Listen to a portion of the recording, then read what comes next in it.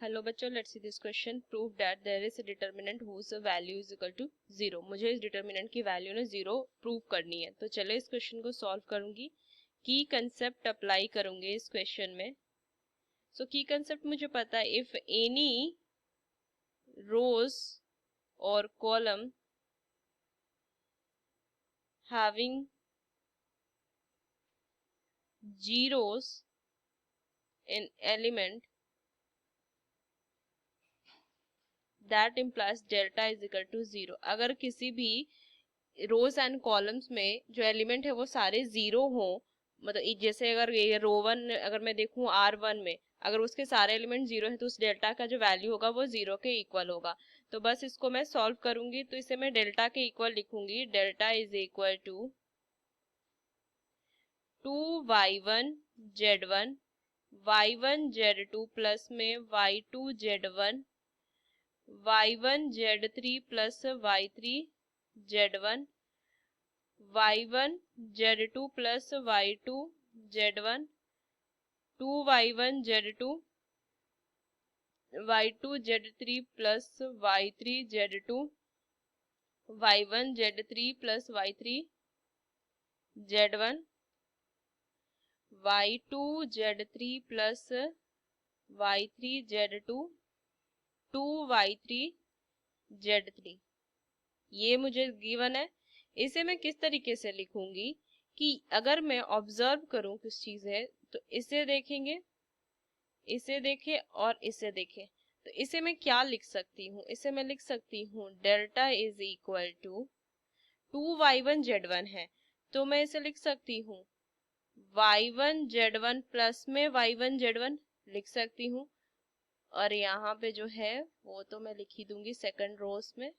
अगर मैं डिफाइन कर दूं तो ये C1 है, C2 है, C3 है, R1 है, R2 है, R3 है। 3/3 का डिटर्मिनेंट है।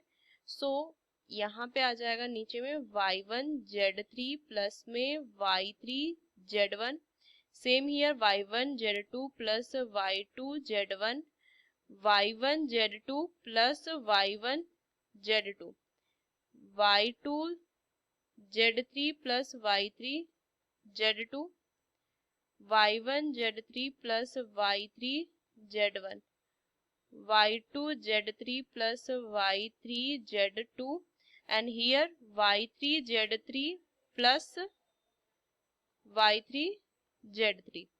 ये मैं लिख सकती हूँ।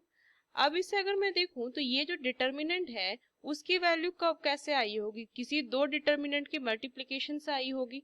मैं इस तरीके से लिख सकती हूँ कि ये 3/3 है, तो इस तरीके से क्या होगा, कहीं ना कहीं ये दो डिटर्मिनेंट का मल्टीप्लिकेशन होगा जो दोनों 3/3 का होगा। अगर मैं लिखूं ये दोनों 3/3 का होगा, जो डिटर्मिनेंट जो है मल्टीप्लाई करके आएगा वो भी क्या हो जाएगा, 3/3 का डिटर्मिनेंट होगा। मैं इस तरीके से डेल्टा को मैं लिख सकती हूँ। अब अगर मैं देखिए जो मल्टीप्लाई करूंगी दोनों, तो इसका जो फर्स्ट रो है वो कैसे आएगा, फर्स्ट रो कैसे आएगा मेरे एलिमेंट्स जो हैं। तो अगर मैं इस चीज के लिए देखूं तो मैं इस तरीके से दो डिटर्मिनेंट बना लेती हूँ। रोज को रोज से मल्टीप्लाई करेंगे, सो क्या ऐसा लिखेंगे कि जो मल्टीप्लाई करने पे ना ये फर्स्ट एलिमेंट हो वो ये आ जाए। सो अगर मैं लिखूं तो इधर लिख सकती हूँ y1 z1 0 and here z1 y1 0, क्योंकि अगर मैं मल्टीप्लाई करूंगी तो इसकी वैल्यू किसके इक्वल आ जाएगी, मल्टीप्लाई करने पे क्या आ जाएगा, इसके इक्वल आया, फर्स्ट एलिमेंट के इक्वल आ जाएगा।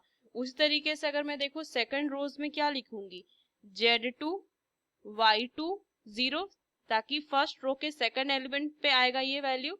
उसी तरीके से अगर मैं देखूं थर्ड रोज में क्या आ जाएगा, z3 y3 0, ताकि इसके फर्स्ट रो के थर्ड एलिमेंट के इक्वल आ सके।